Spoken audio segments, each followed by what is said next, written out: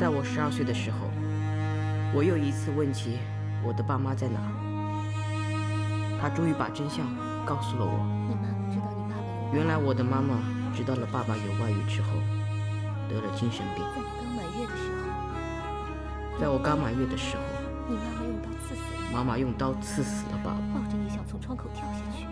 抱着我想從窗口跳下去。我抓住你不放。幸好當時鄰居家的姐姐抓住我不放，但媽媽還是一個人跳了下去。從此我成了孤兒。從那天起，我就跟隨救我的姐姐生活。我並沒有因為自己是孤兒不開心，因為我有一個疼我愛我的姐姐。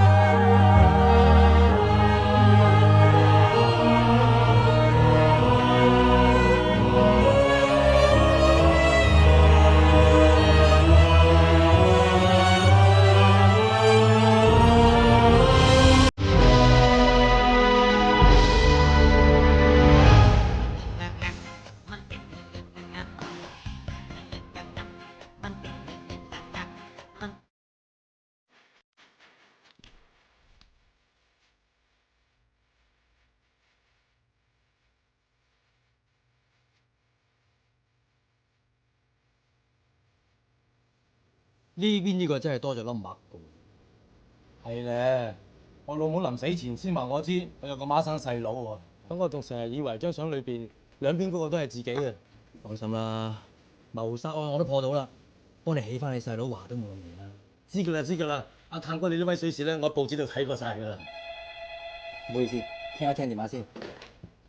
喂，陳探私家偵探社。阿探啊，大狗啊，又醒咗咧，食人啦！大狗，喂，大家咁傻，咪玩啦。其實上次都係多得你幫手啫。知咪好咯，記住過還條數俾我啊！啊，大狗啊，喂，我有客喺度啊，我轉頭有啲數交翻俾你啊，拜拜。我哋講到邊度啊？阿澤，上頭對於你破咗莫慧心啦碎屍案好睇好你，我有俾個機會你跟到上下嘢，對於你將來升職好大幫助。係啦，到時你升見習，我升高級督察。你哋兩個以後就拍檔啦。Yes sir。以後聽話跟我學嘢，應該冇衰嘅。阿佬啊，覺得兇殺案 case 進展成點啊？啊，我揾線人啦，喺度刮緊料㗎啦，應該好快搞掂，冇問題。咁咪好啦，大家早啲破案啦。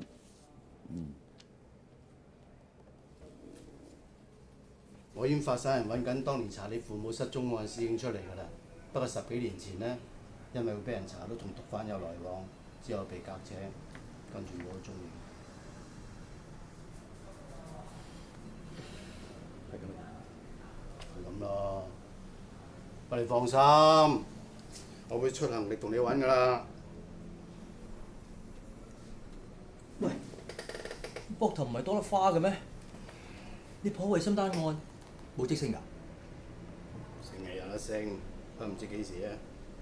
而家仲要跟住一個啊，有個人靚，有和聲，有射線嘅人，係人知跟親佢啊，想有運行都幾難啊！不過你睇住你，我一定唔好似其他人咁俾佢食夾棍嘅。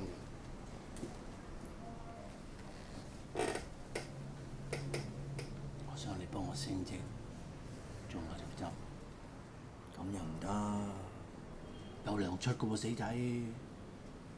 又唔同。喂，關少華，冇啲僆跟你幫到你手嘅咩？佢哋個個跟咗我10幾年噶啦，如果做到嘢啊，就唔使再跟住我啦。邊有你阿陳探哥咁醒啊？使乜講？我唔係大近視，真係做你阿頭嘅。條線咩？同我索資料翻嚟啊！死者盧國棟，45歲，冇老婆仔女，寫自己間套房單位喺度，胸同埋背脊俾人插咗20幾刀，兇器相信我哋現場發現嗰把俾人插到彎咗嘅生果刀，刀柄冇留低任何指紋，亦都冇被行劫嘅跡象。根據附近嘅街坊講，死者好色，但係有一點好可疑。我哋喺死者房嘅書台上邊揾到一封好似係佢老婆留低俾佢嘅遺書。呢封遺書呢係咁樣寫嘅：我同呢個賤人結婚20幾年，仔女都有啦，佢竟然有咗第2個，我生存落去只會令痛苦加深。我憎恨所有男人，我要同佢攬住一齊跳樓。照字面睇，殺佢嘅係佢老婆，但係，所以我哋懷疑咧，兇手係想轉移視線。咁啊唔使問阿貴添啦。但係兇手究竟係男定係女咧？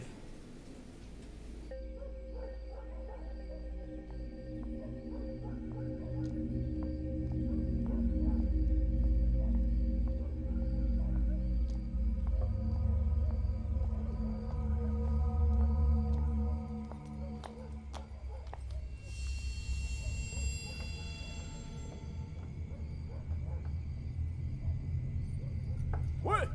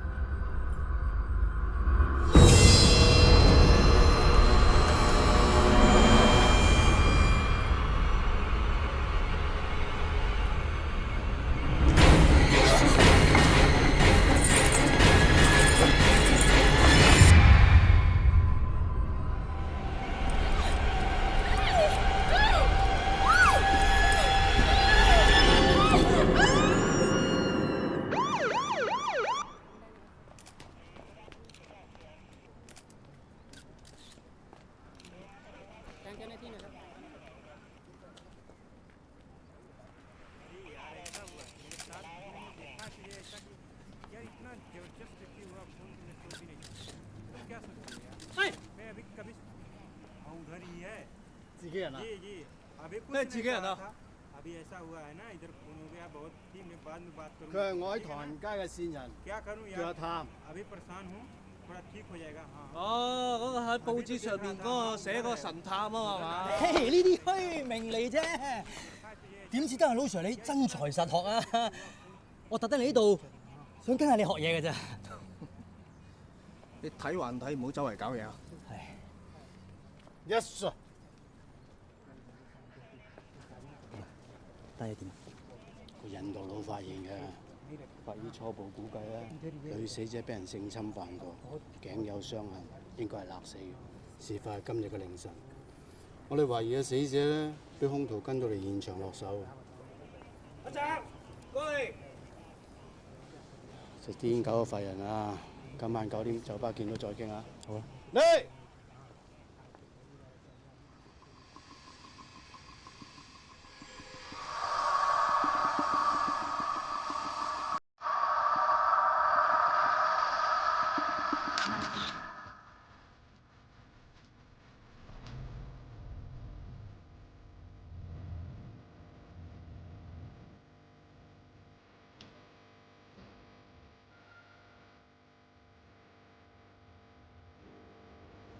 有啲咩？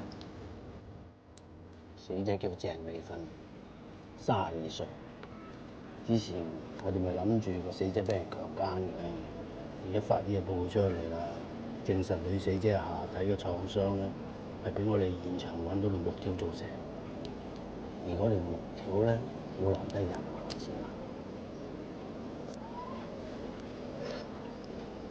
咁嗰度係咪第一現場？照咁情睇嚟應該唔會係啦，因為女死者嘅背部有啲傷痕，係俾人喺地下拖行而整傷，而呢啲傷痕咧係女死者死咗之後先造成。我喺度諗，嗰條木條原本喺現場啲垃圾嗰度，俾個兇手順手攞嚟行兇啦，點話根本係個兇手留低嘅？如果嗰條木條都冇指紋，咁咪10成10係個兇手留低啦。喂，冇棋咯喎！妖，你會咁快輸？再嚟咯。咁嗰個死者係咪妓女啊？你點知啊？咁真係講嘢。着成咁，化行裝，夜媽媽用周圍走，都唔翻去良家婦女啦。咁啊係嗬，呢味嘢你真係有經驗。我覺得現場所有嘢咧都好刻意，好似兇手特登留低啲線索咁，尤其是死者背後嘅傷痕，驚死唔知佢移嗰條屍咁樣。如果佢想警方誤會嗰度係第一現場嘅話，佢一定唔會咁樣做。佢咁樣做就係想你哋警方以為嗰一度唔係第一現場。佢係熟悉警方辦案嘅手法，所以特登留下破綻。個兇徒可能係一個警探。喂，亂噏啦！佢唔單止係一個精明嘅警探，仲可能係一個成功嘅犯罪者。仲有個兇徒可能係一個性無能變態啫，因為佢有自己人嘅。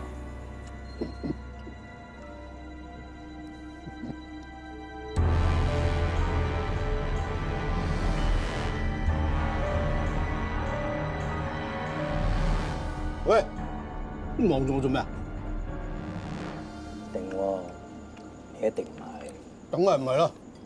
我嘅意思話，你一定唔係一個精明嘅警探，但係嗰咩嘢咧，我就唔知啦。頂你個肺啊！剝你鋼珠，剝我鋼珠，起炮，起跑，揈你有咩啊？護住先。你話我唔用得啊？用俾你睇咩啊？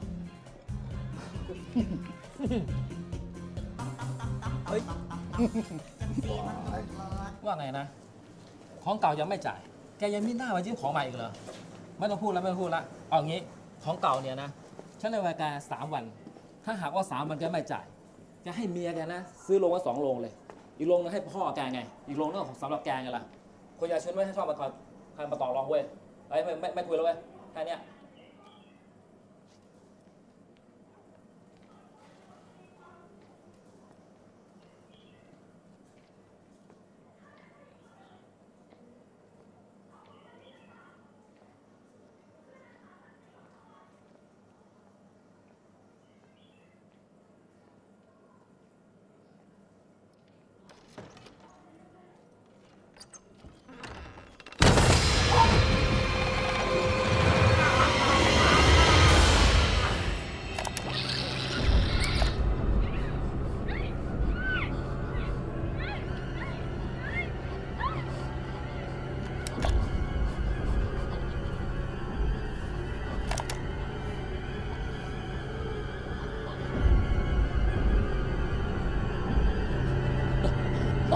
ต้องการอะไรต้องการเงินใช่ไหม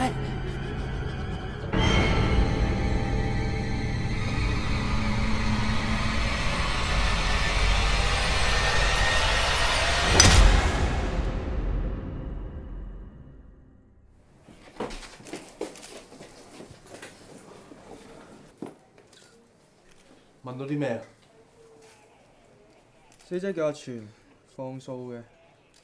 有啲街坊話曾經聽到佢嗌救命，但因為條友呢平時蝦蝦霸霸，加上好多街坊都爭緊佢數嘅，人人都想去死，搞到冇人理佢，條屍發臭晒先俾人攞出嚟。死者咧相信係俾人用硬物襲擊頭部致死嘅，現場我哋揾唔到兇器，咁鑑證嗰邊咧已經搞掂晒啲嘢，七七八八嘅啦。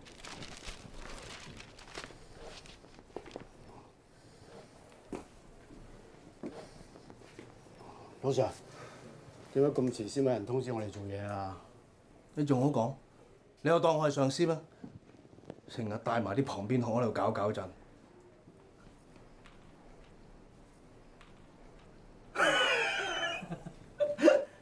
老 Sir， 我點睇都唔似隻殼啩。我揾條針翻嚟幫手，都係想快啲破案啫。到時破到案，你咪領功咯。全世界都知你唔益兄弟㗎啦。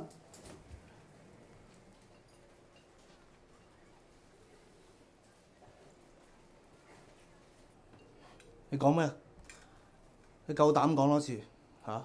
去睇下我撲唔撲你？講啊！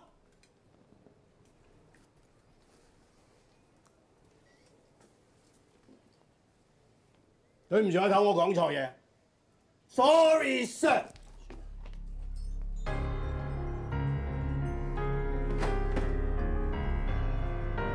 老 Sir， 係咩嚟㗎？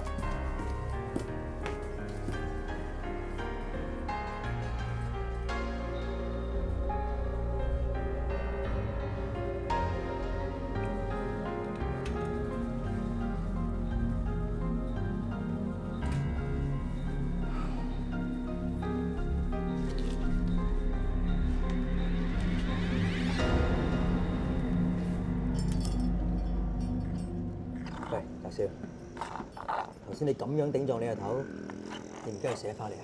冇諗過喎，佢話我咧，我點都可以忍，但係當住我面話我老死咧，就實係假。真係冇識錯你。啊係啊，查你父母失蹤案嗰個人咧，原來叫張叔。我有個同事以前同佢守同一個環頭啊，我已經叫佢炒下張叔出嚟。一有消息咧，我即刻通知你啊。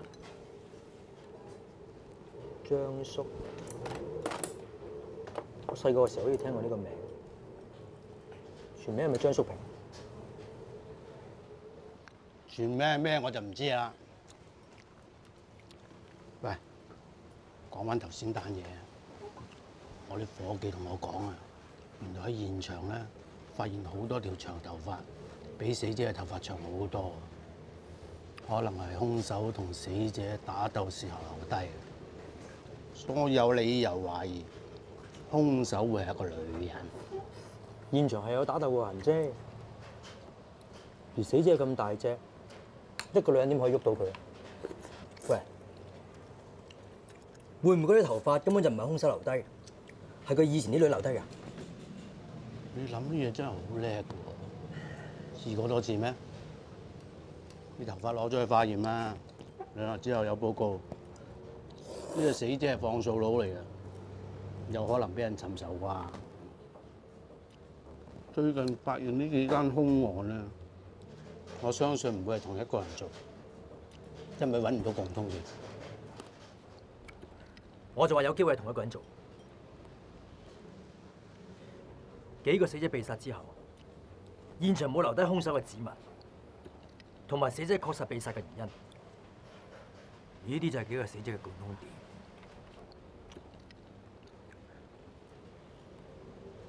咁都俾你諗到啦！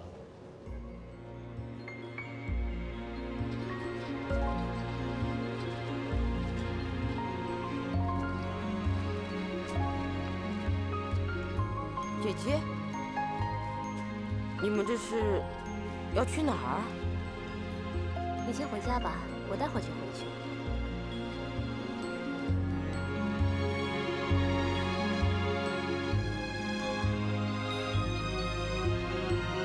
我已經失去了爸媽，不可以再失去姐姐。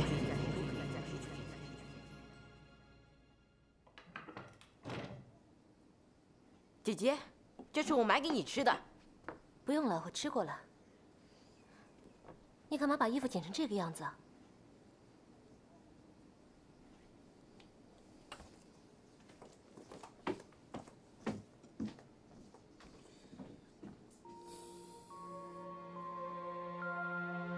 盧國棟，45歲，單身風流漢。鄭美芬為書睇兇手係個女人，被性虐殺嘅記錄。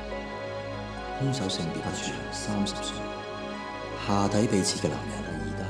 死者係兇手點解要用木條插入女死者嘅下體？表面睇呢3單嘢應該係個別獨立嘅案件，應該係冇關係。但係自稱死者太太嘅遺書係點解釋？即死者之間有冇殺人嘅動機？仲有冇特定嘅殺人對象？兇手係熟悉警方辦案嘅手法。如果3個死者都係冇關係，而兇手係只得1個人，點解手法會咁唔同？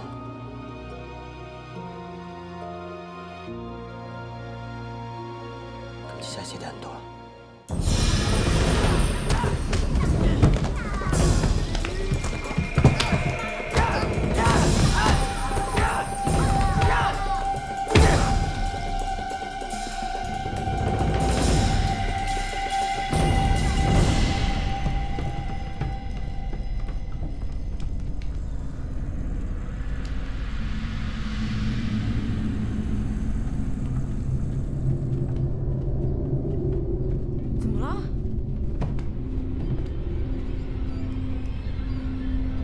发生什么事了？谁把你打成这样的？怎么回事啊？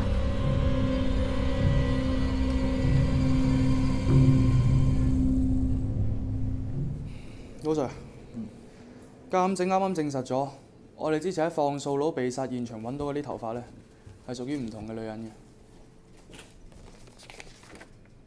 咁有冇話啲頭髮嘅 DNA 係屬於邊一個㗎？我啱 check 咗啦。有2條咧係屬於佢隔離屋嗰2個女人嘅，但係佢哋2個女人都有不在場證據。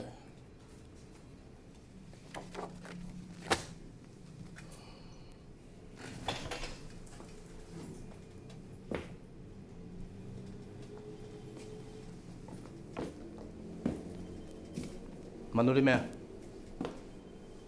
你叫咩名啊？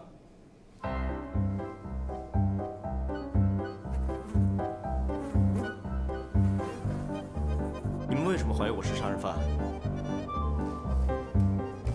我只是犯过非礼。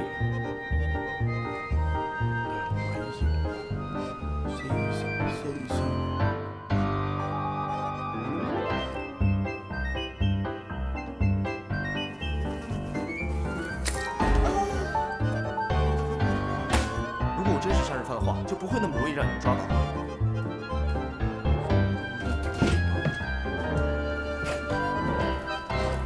Afternoon, sir。做咩嚟？坐。Yes, sir。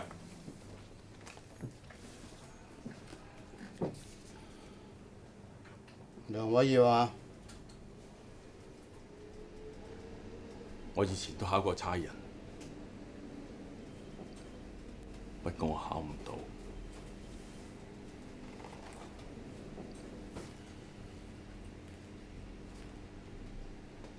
我都會幫你哋拉晒啲壞人嘅。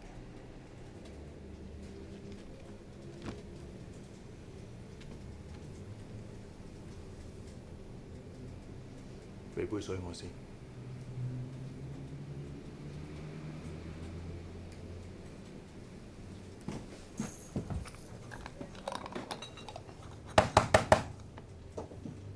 咩嚟㗎？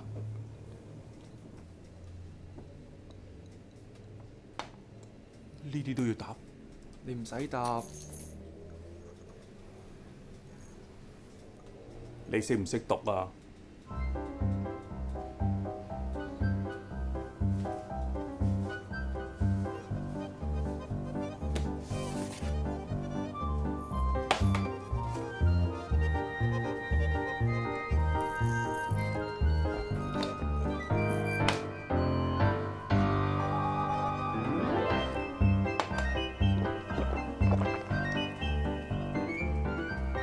梁偉業，44歲，身高1.80米，畢業於船務紀念小學。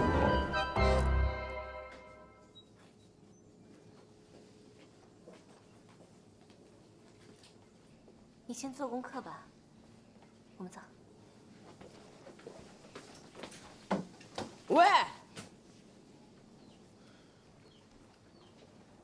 姐，你知不知道？爸爸跟我說，他不喜歡他。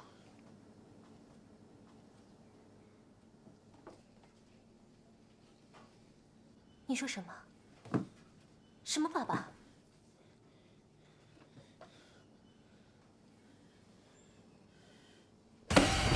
啊！我戳死你！我戳死你！你发什么疯啊！啊！你先走吧。你在干嘛？你在干嘛？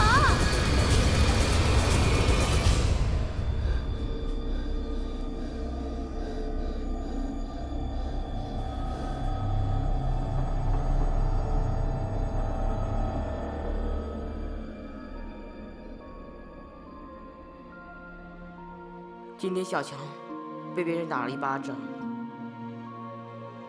不用怕，小强，爸爸会保護你的。爸爸，你要替我報仇。就這樣，小強依靠着爸爸照顧他。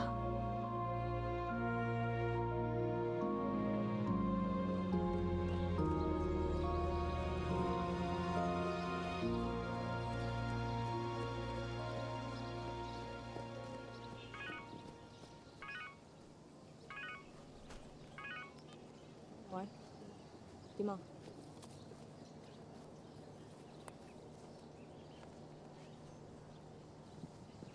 你同佢講咁多做咩啊？你可以講大話呃佢㗎。有啲貨俾人充公咗咪得咯，識唔識啊？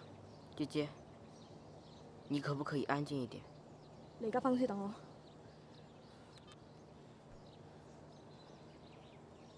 我講電話關你咩事啊？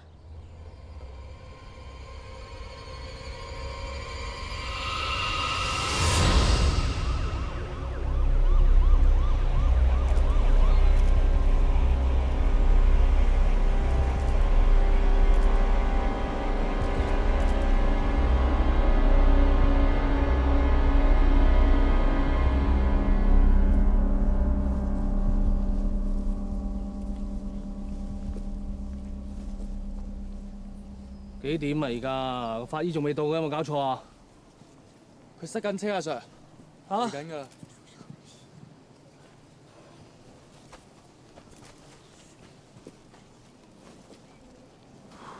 點啊？唉，呢個琪琪姐有一單，再咁搞落去咧，我手呢個橫頭真係大喎。琪姐邊個？得個17、18歲人，呢個我呢區最大丸仔拆家，好多細路咧都問佢攞貨，佢死咗啊！呢區好多人冇糖食，一路我哋都揾唔到證據拉佢，真係估唔到啊！黃賭毒之中啊，我最憎係呢飯，咁都叫個兇手啊做翻件好事，算幫你除害啊嘛。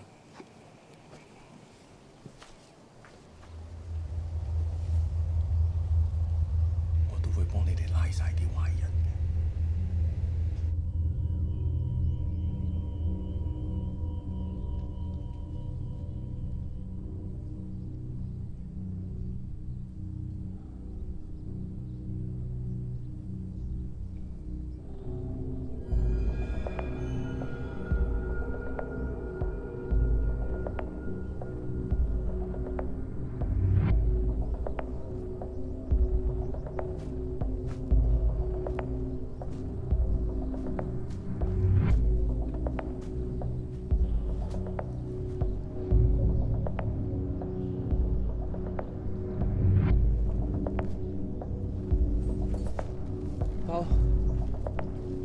揾到把有血嘅鉸剪。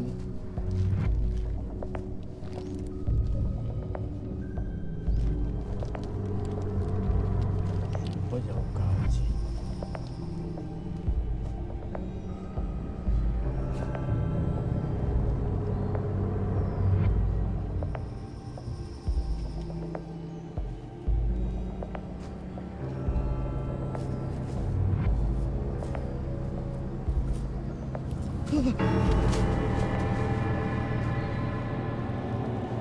大超！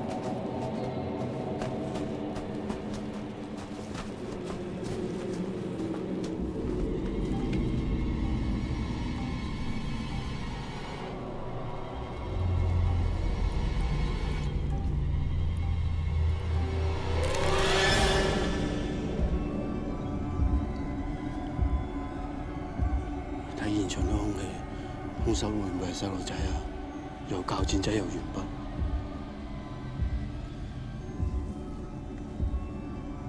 細路仔都識殺人，唔係嘛？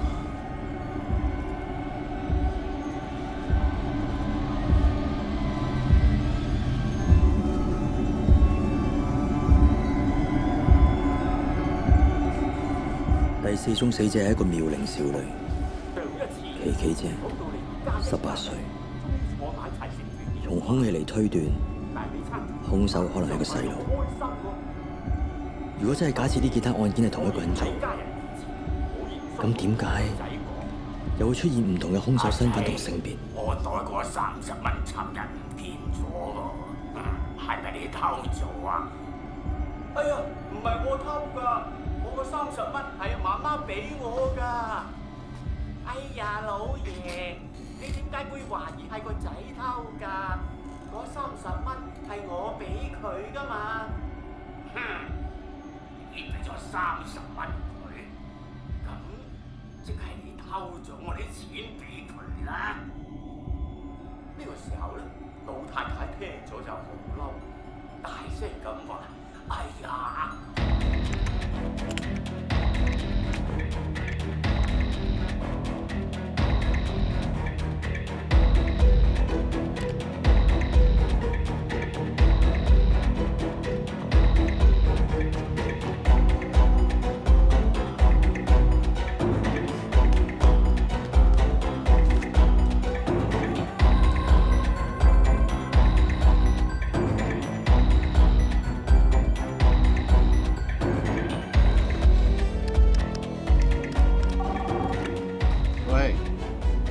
家少啊，誒，幫我查你哋啲疑犯咧，有冇啲精神病記錄㗎？你諗到啲咩啊？總之你幫我手啦。喂，我懷疑個兇手有人格分裂，信埋我今次。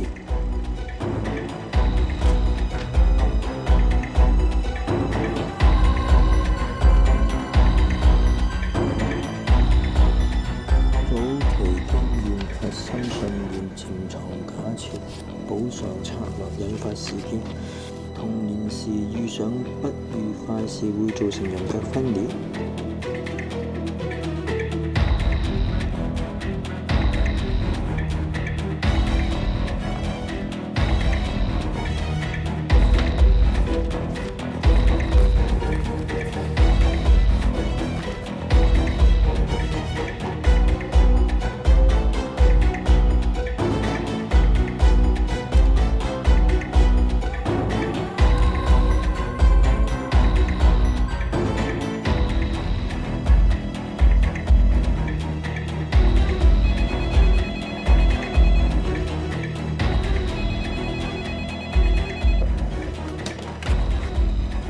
喂，阿頭啊，有料。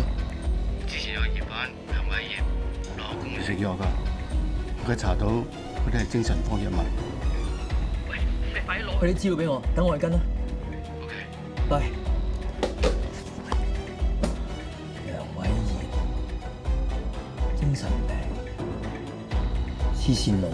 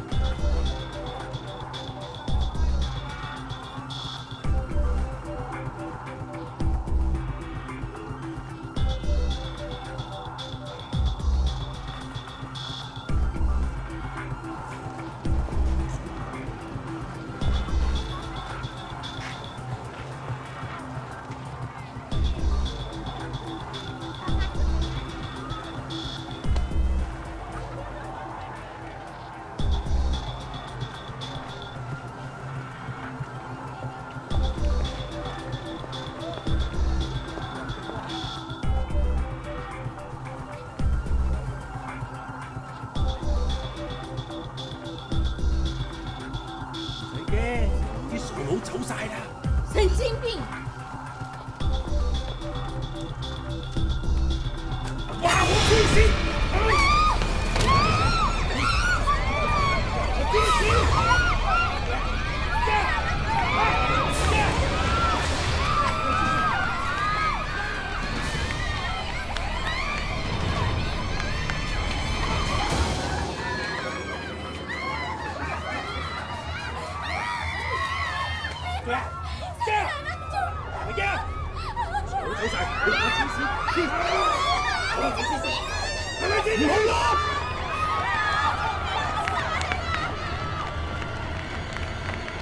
大嬸，唔好喐！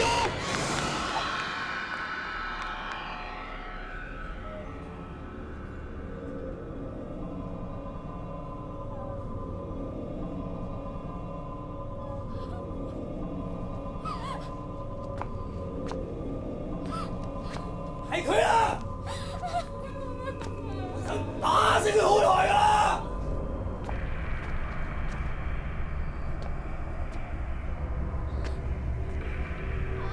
你幫我打死個大嬸！你跟住好耐啦！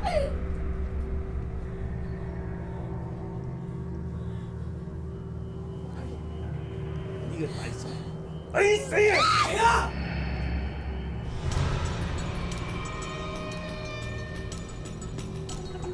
大嬸斬唔死嘅，要用槍打嘅。幫我送佢一程。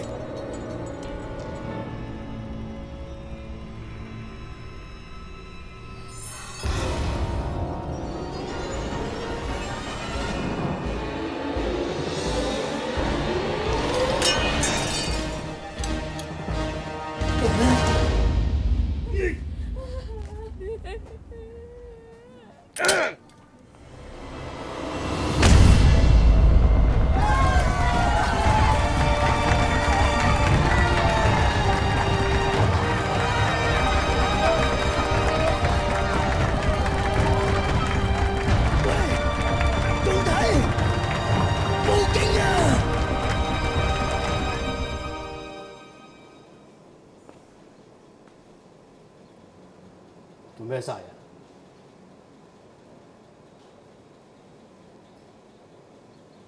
我冇殺人，我斬人啫嘛。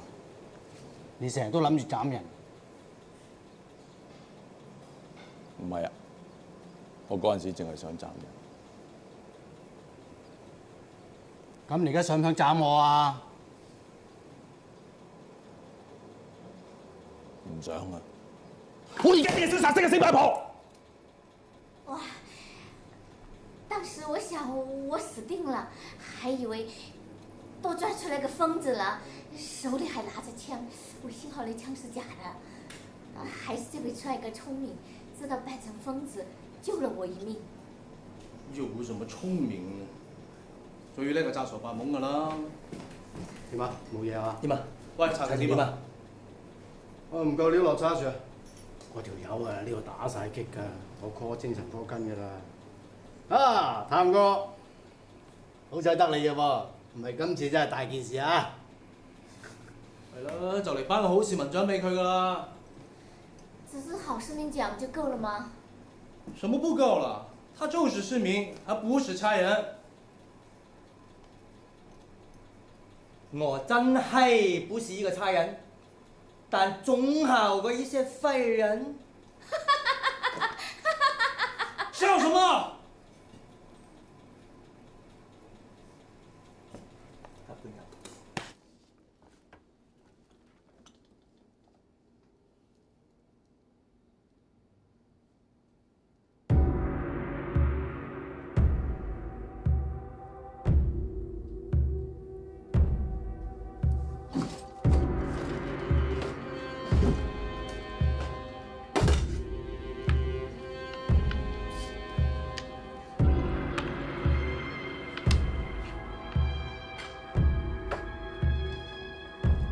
兇手好大機會係一個人格分裂症患者，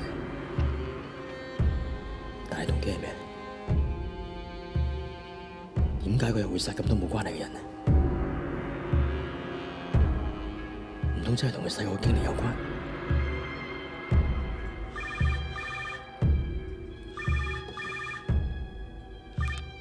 喂，咩事啊？喂，阿貪啊，我揾到嗰單公園謀殺案目擊證人，佢認到我哋其中查過嗰個疑犯。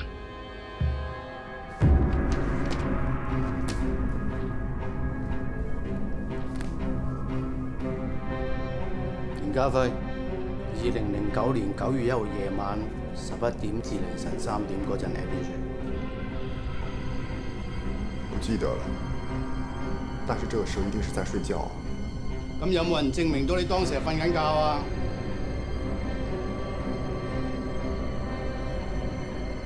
有啊，爸爸媽媽還有姐姐啊。咁點先揾到？姐姐好久沒有見了。呢度啲資料，你話你自己無父無母㗎。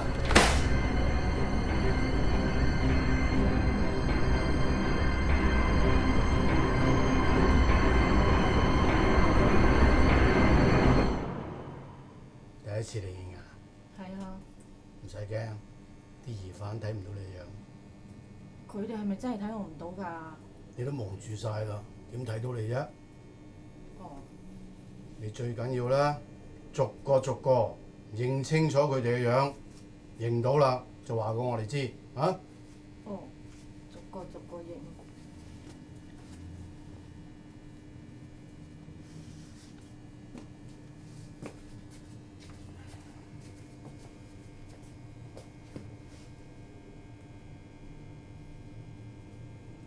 認到未啊？等陣先，俾多啲時間我。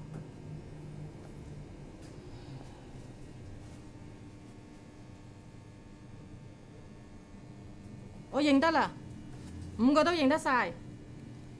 咁跟住點啊？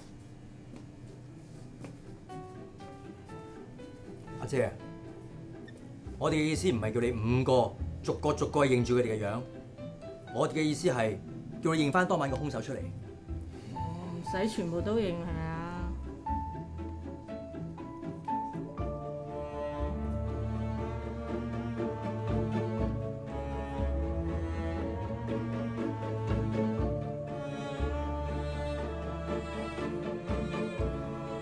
我認得啦，係5號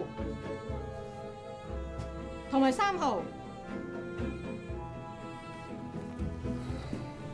你認清楚5號定3號？我認得㗎，唔係5號就係3號。阿姐，你可唔可以肯定啲話俾我哋聽，係5號定係3號？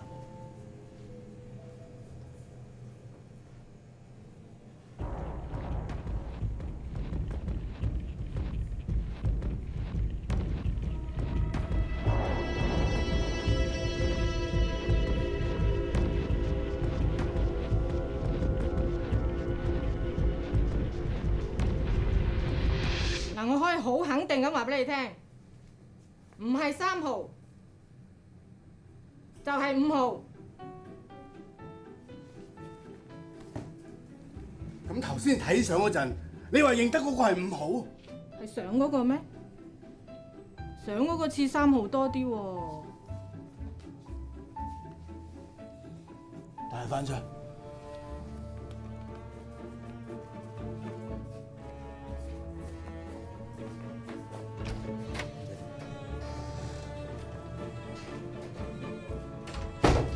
點啊？真係唔夠證據啦！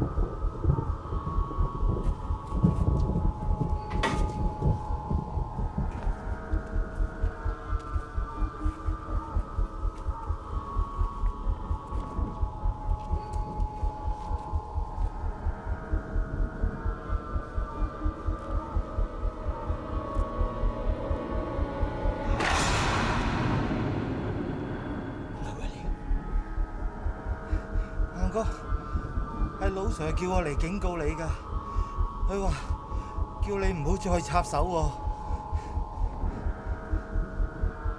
警告我？將個9條雞圍出嚟警告我？南哥，冇諗住殺你㗎，係諗住嚇下你咋。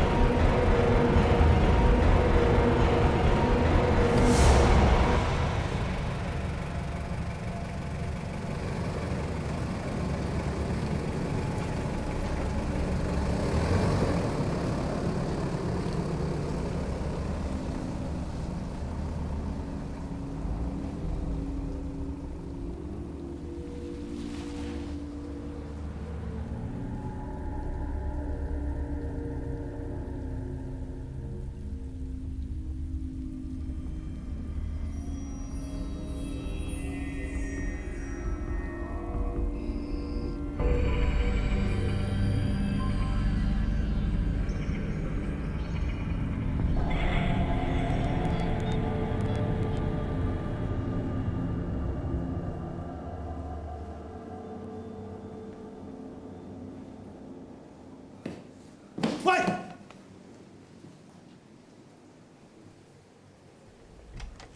我想揾老 Sir。老 Sir， 唔該出嚟。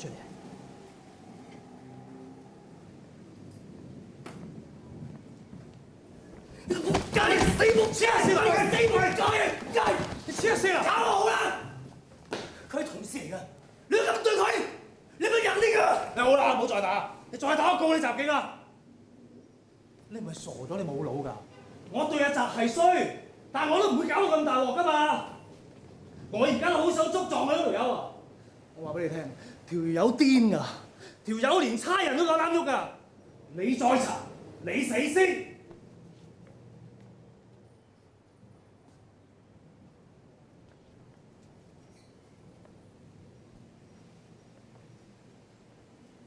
你入去。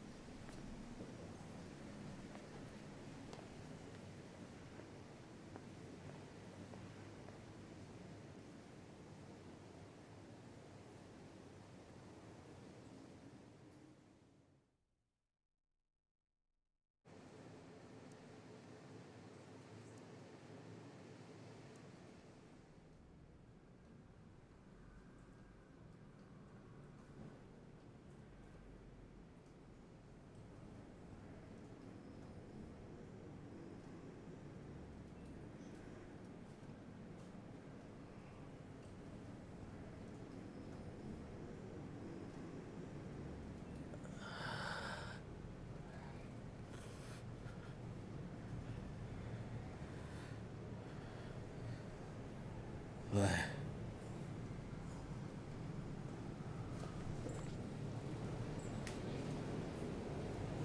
究竟發生咩事？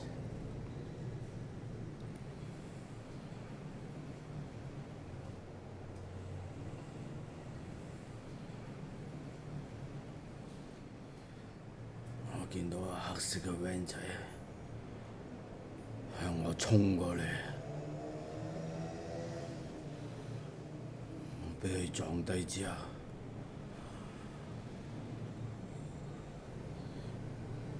架車停咗喺樹，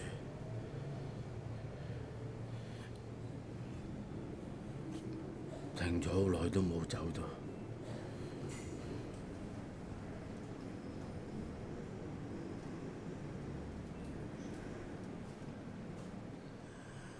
跟住，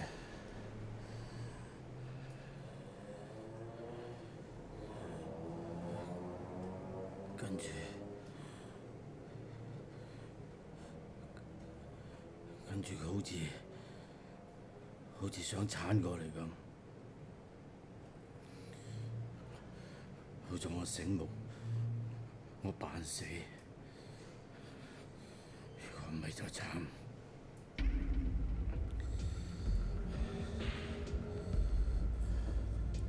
佢唔會再撞你2次。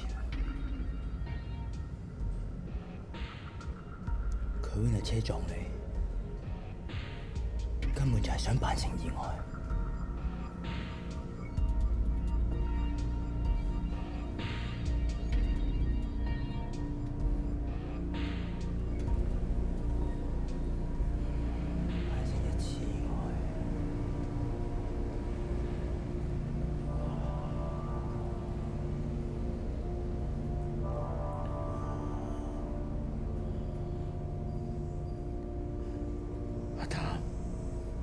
呢度係冇茶。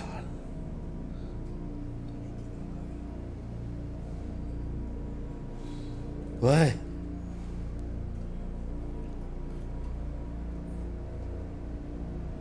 你點啊？你冇嘢嘛？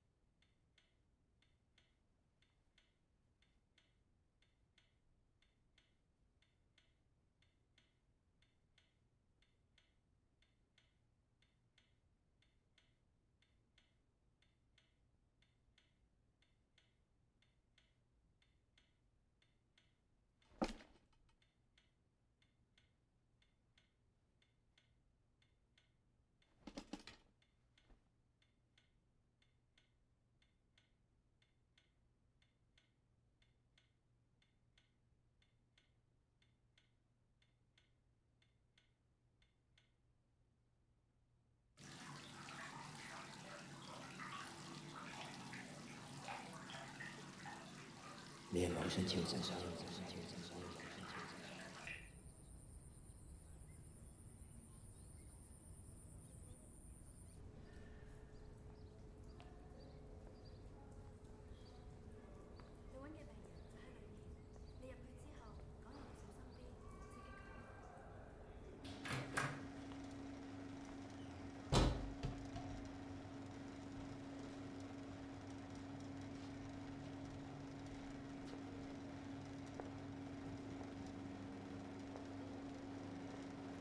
又係你啊！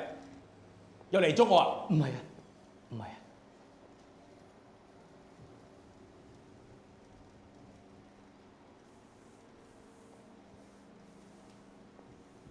今次你係道歉嘅，上次有怪莫怪，我都唔想㗎。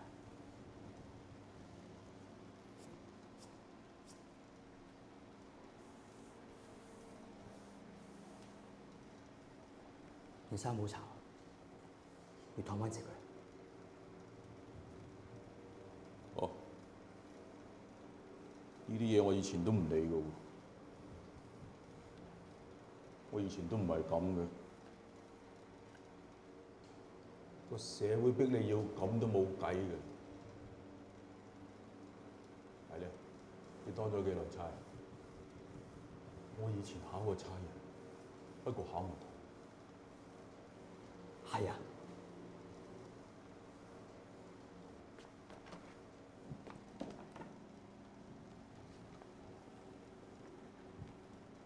我都唔係差人嚟㗎，但係我以前考過，因為我有近視，所以我都考唔到。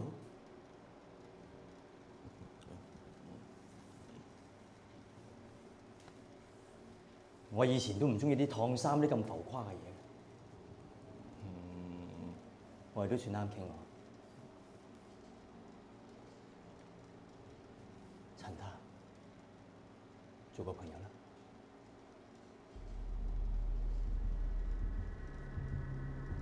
同我做朋友要過關嘅。係你玩我先嘅，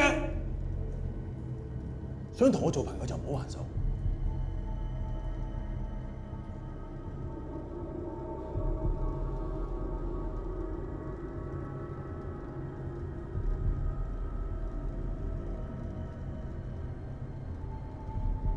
其實我今次嚟係想請教你。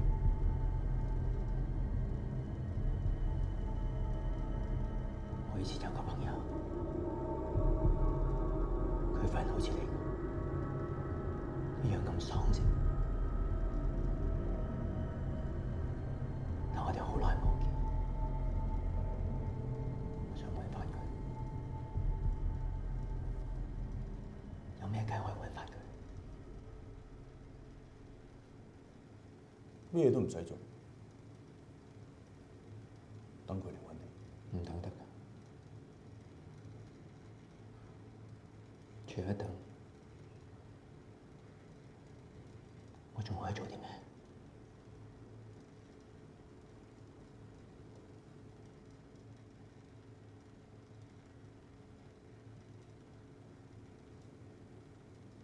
佢做乜？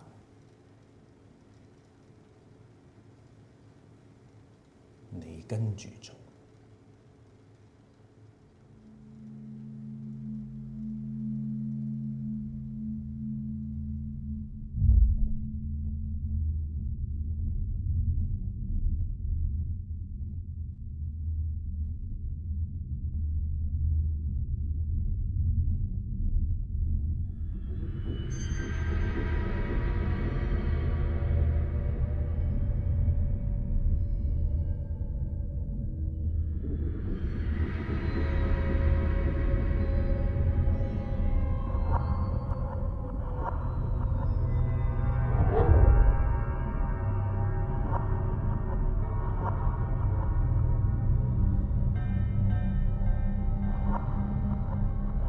做佢做過嘅嘢，就明白佢嘅動機。咁佢動機係乜嘢？點解要剪住佢條脷？咁佢封遺書點樣解釋？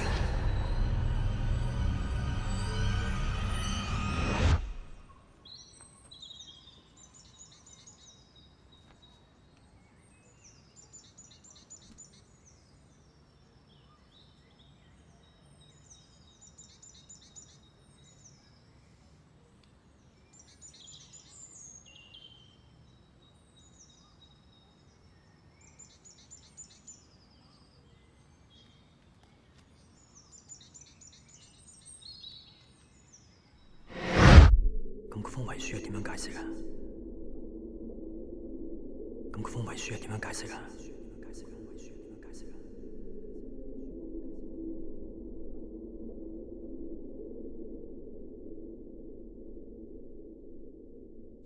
已經寫得好清楚啦。已經寫得好清楚㗎啦，仲問？你啲男人成日掛住玩女人，你啲男人成日出去滾，我要攬住同佢一齊死。嗰個俾人強姦嘅女人咧，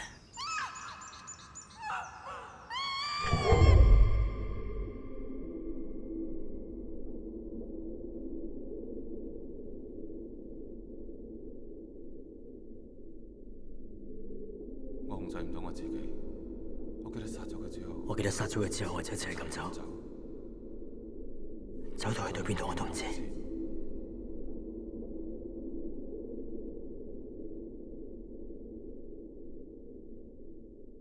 但係當我冷靜落嚟嘅時候，覺得個女人都係抵死。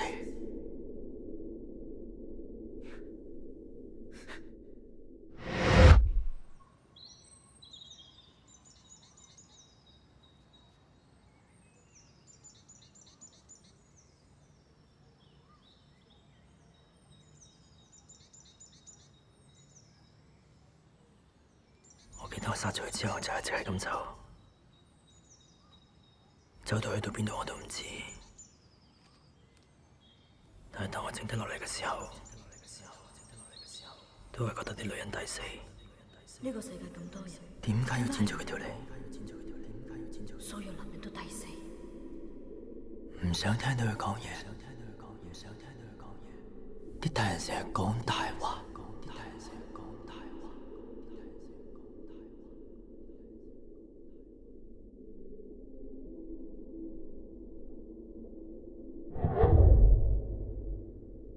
人點解要殺人？全部都係仇恨。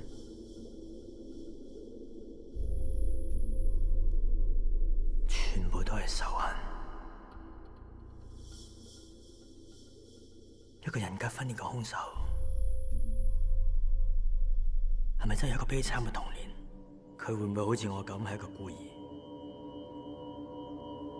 最悲慘嘅童年，莫過於係一個孤兒。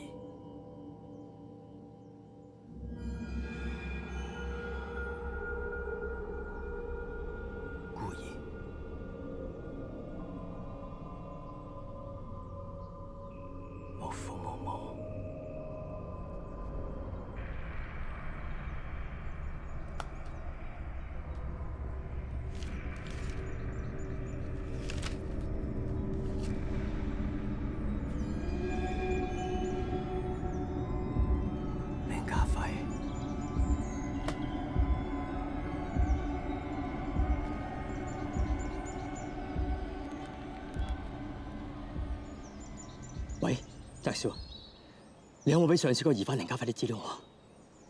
凌家輝查過啦，只不過係個車房仔，有個家姐，應該冇乜可疑喎。我知道咗，兇手係個孤兒。咁人哋係孤兒，唔等於係兇手嘅喎。仲差一步㗎咋，就知道真相㗎啦。阿譚啊，你都係唔好查啦。你睇下我而家搞到瞓醫院，我真係擔心你出事啊！而家先叫我唔好查，當初係你叫我幫你㗎。好啦好啦，我搵人 send 啲資料俾你啊！仲有，我俾條連理拖，保你平安㗎。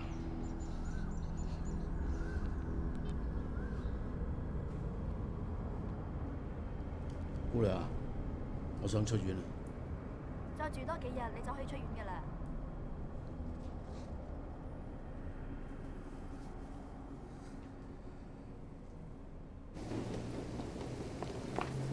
三哥，唔該。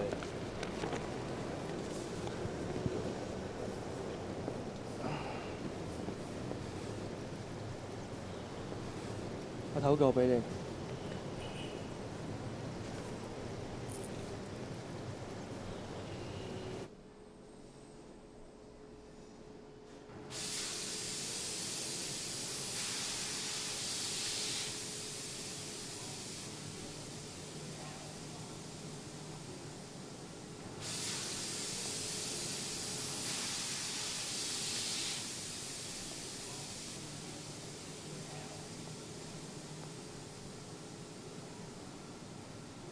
凌家輝，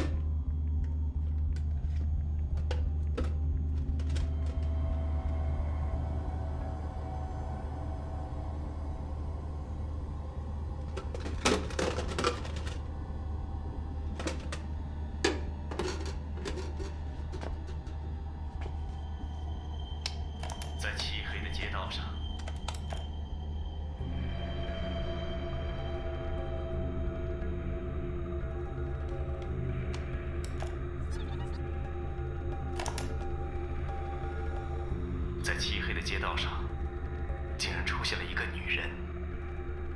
这女人看上去已经进入了危险境地，接着就会发生一些理所当然的剧情。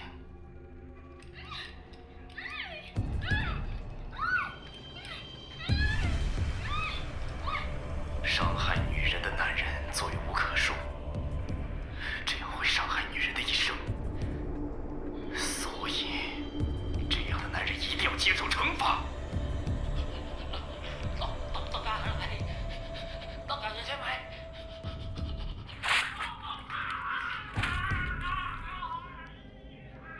故事的英雄已经替天行道了，但是没有想到2个冒充警察的人把英雄抓去录口供。究竟英雄是否可以全身而退呢？凌家輝，2009年9月1號夜晚11點至凌晨3點嗰陣你喺邊算？不記得了，但我這個時候一定在睡覺。咁有冇人證明到你當時係瞓緊覺啊？故事發展到這裡，很多聽眾都想知道這2個冒充警察的人是誰。我們的英雄又要多面對2個壞人，這樣就變成了4個。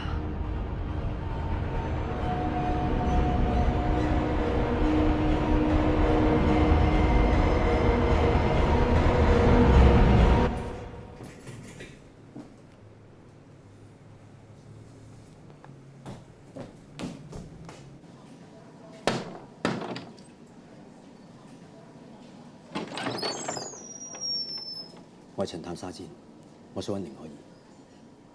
我就是啊。你細佬凌家輝有冇聯絡過你？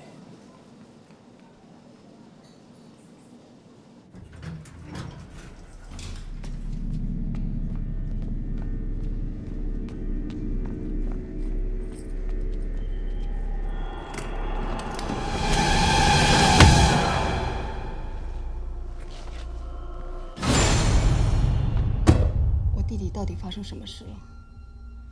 前幾天有個警察也來問過，可是什麼也沒跟我說。知唔知邊度可以揾到佢？我跟你同事已經說了，都有10幾年沒見過我弟弟了。他現在在做什麼？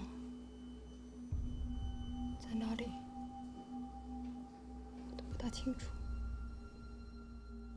我哋懷疑佢同最近幾單兇手案有關。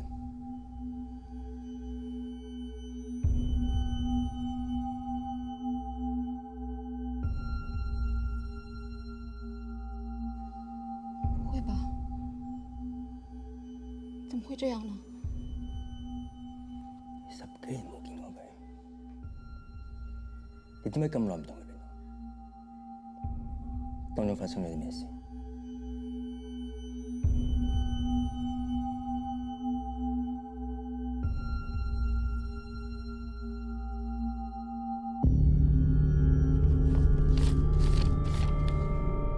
咁佢細個嘅時候，有冇啲咩特別嘅事係發生過嘅？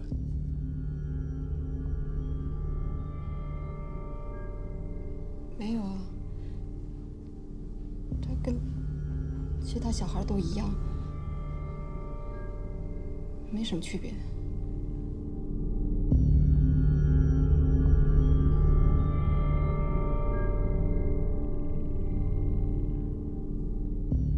我唔怕老實同你講，我已經揾到佢殺人嘅時候嘅錄音帶，我哋懷疑佢已經最少殺咗4個人。如果你再唔同我哋合作，可能更加多人受傷害，甚至乎連你都有危險。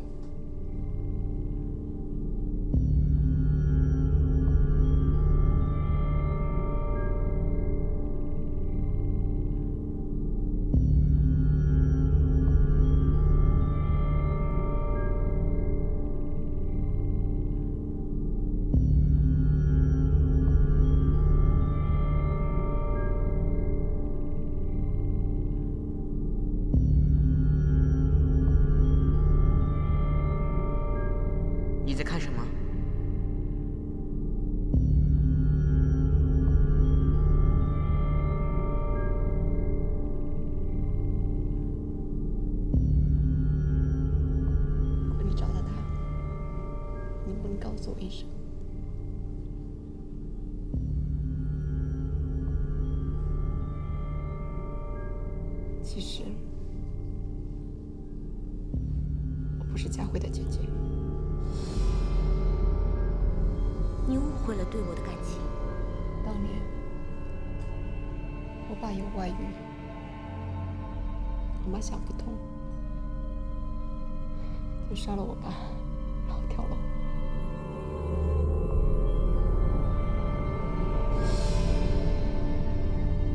你在說什麼？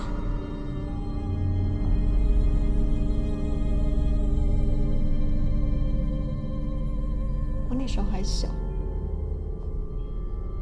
我就要自力更生。我13歲那年，有一天放工回家，突然有個人抓住我，那個人力氣好大，把我拉到一個橋底下。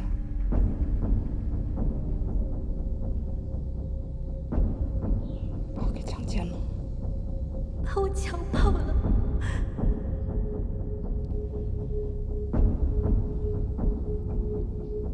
那時候還小，什麼都不懂。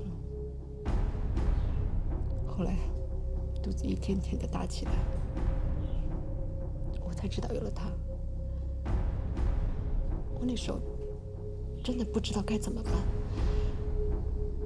後來就在家裡把他給生下來了。他出生的那一刻，我真想殺了他，但是看他又哭又喊，我又不忍心，其實反而害了他。但是我不想讓他知道他的身世，所以我就撒了個謊說爸爸媽媽已經死了。難道爸爸媽媽的事也是假的？可是他慢慢長大，好像變成另外一個人一樣。我知道事態很嚴重了，所以我就把事實告訴他。其實我不是你的姐姐。那天，那就是我最後一次見他。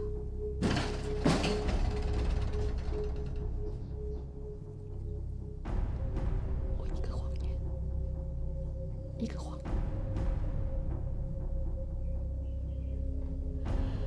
言，影響了一個人的一生。點解要剪咗佢條脷？呢度係成日講大話。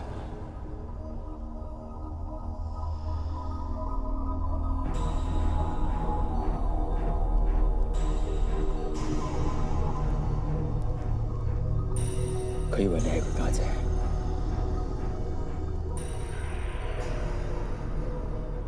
他係食你佢阿媽。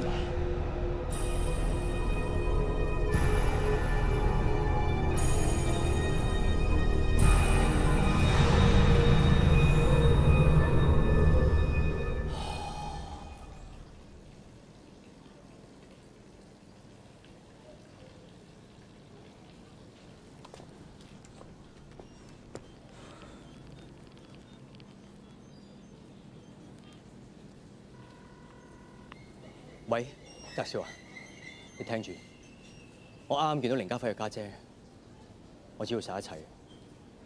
佢係將我細個童年嘅經歷投射落啲兇案度，再重演一次。你找誰？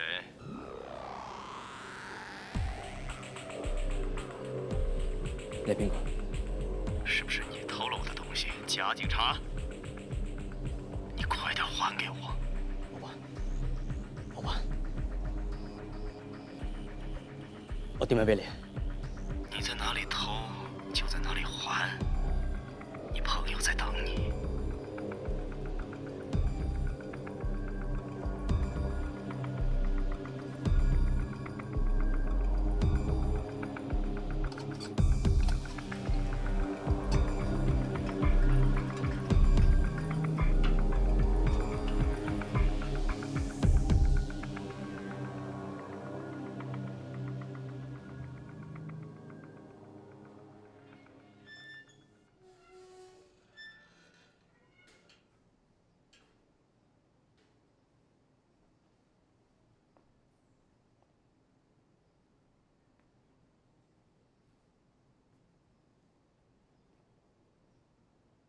凌家輝。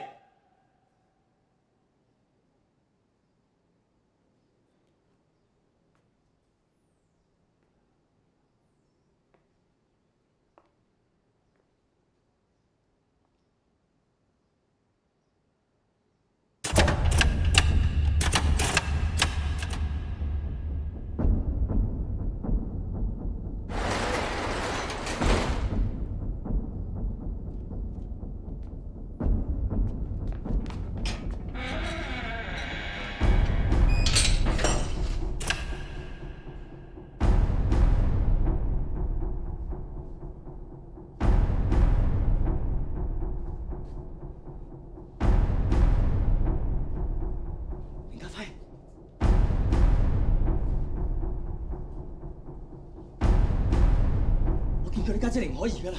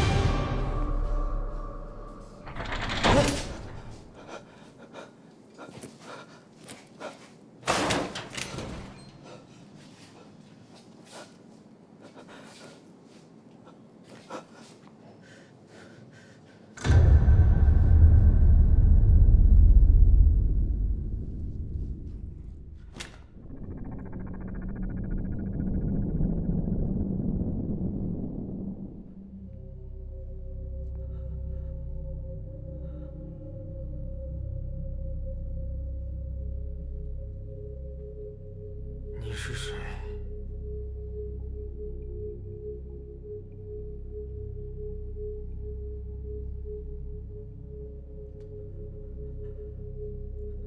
你又是谁？凌家輝，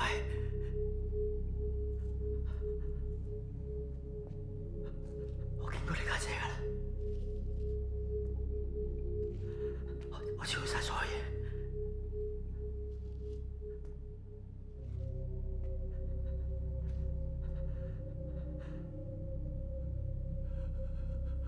阿譚，救個細路先啦！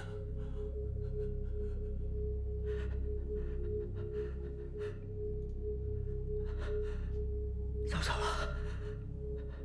你们为什么不晚點找我？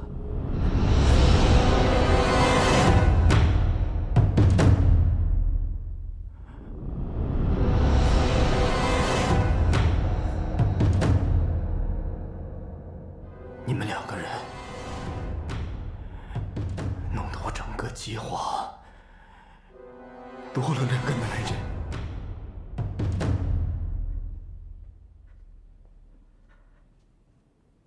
小心啊！放了他，他是個孤兒，我正在幫他，他很快就不需要再這麼悲慘。你知不知道？你知不知道？作為一個孤兒，作為一個孤兒。有多慘？有多慘？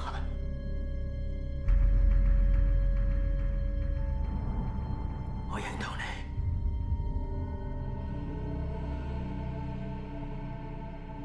我都係個孤兒。我老豆老母仲係俾人殺死㗎。說謊！你說謊！阿毛！你們為什麼弄亂我的家？你們到底是誰？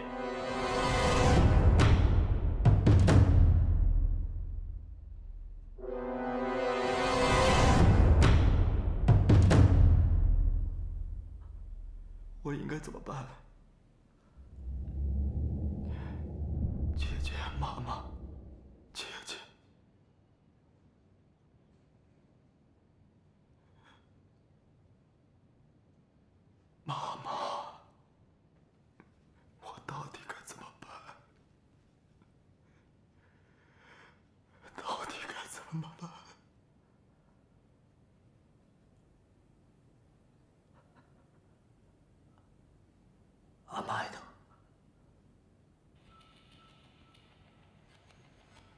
阿媽喺度，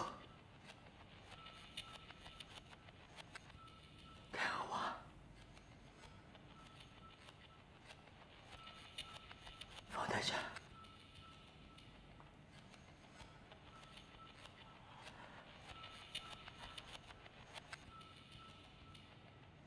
媽媽，那她就是我姐姐了。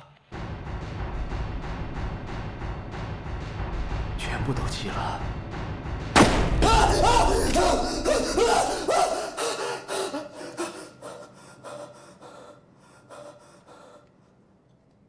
我不是找回我媽媽了嗎？我唔係你阿媽，我係警察，你信唔信？我唔話你，我呢隻係假槍，你信唔信？夠膽做我醫生，一齊開槍！一、二、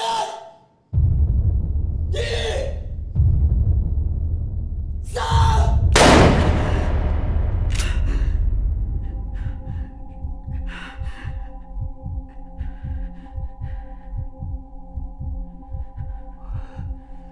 為什麼不開槍？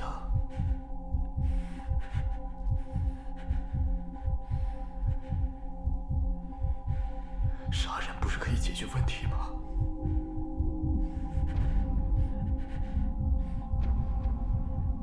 你為什麼不開槍？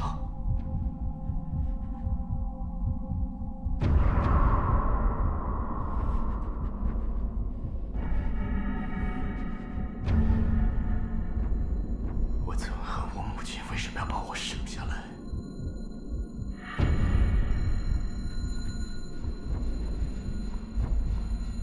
如果他當時殺了我的話，就不會有這麼多問題了。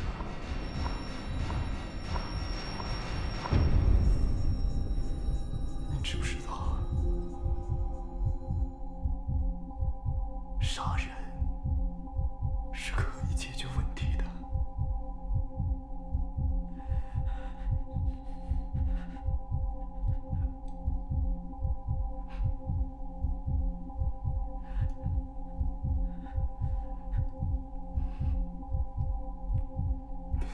我的廣播劇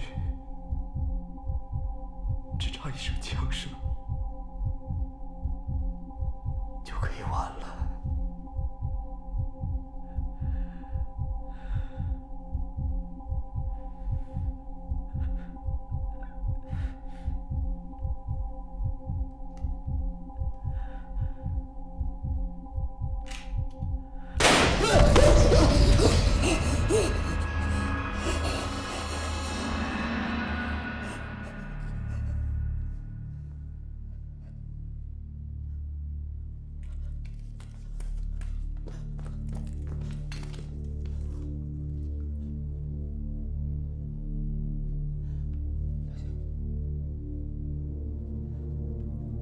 澤少，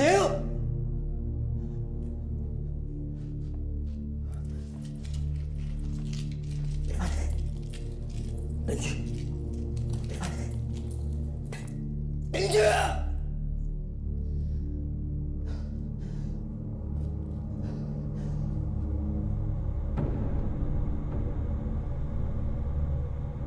我的廣播劇只差一聲槍聲就可以完了。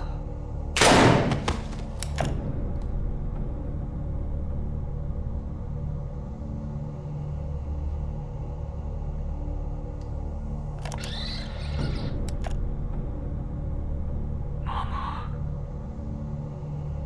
那她就是我姐姐了。全部都齊了。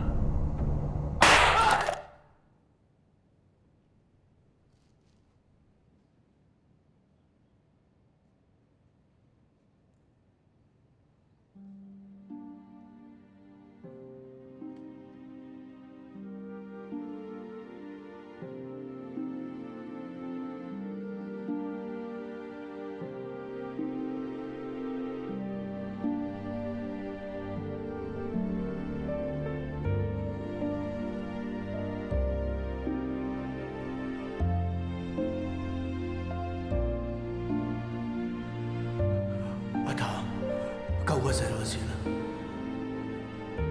同你由細玩到大，你喐下條尾啊，我知你想點啦。佢話我咧，我點都可以忍，但係當住我面話我老死咧，我話世係假。做乜做真？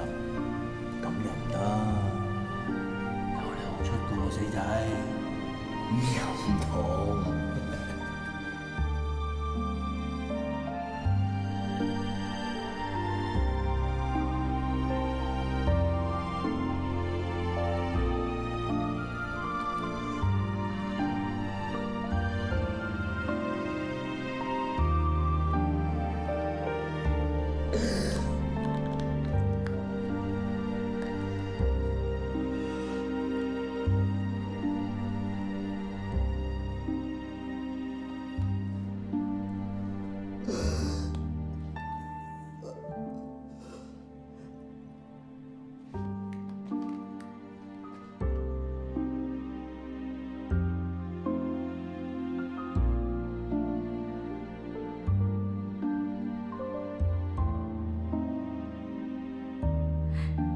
刚出生的那一刻，我真的很想把你杀了。你别再说了，我不想听。你究竟想怎么样？难道爸爸妈妈的事也是假的？你究竟哪一句才是真的？为什么不在我出生的时候就杀了我？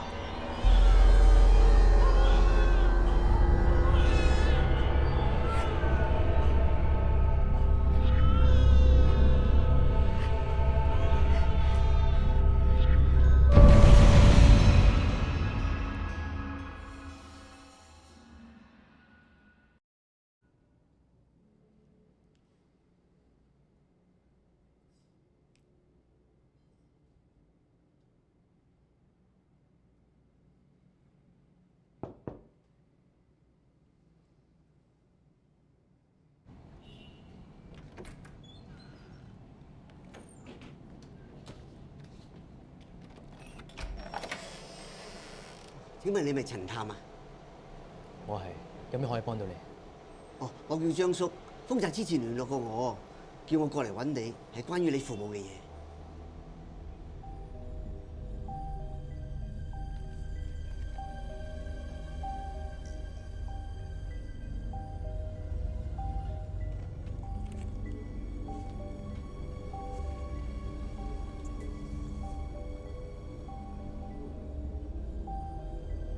其實我已經查到你父母同個大毒販有關係嘅，殺你父母嘅人係毒販嘅頭嚟嘅，佢20幾年前已經移民咗去馬拉啊。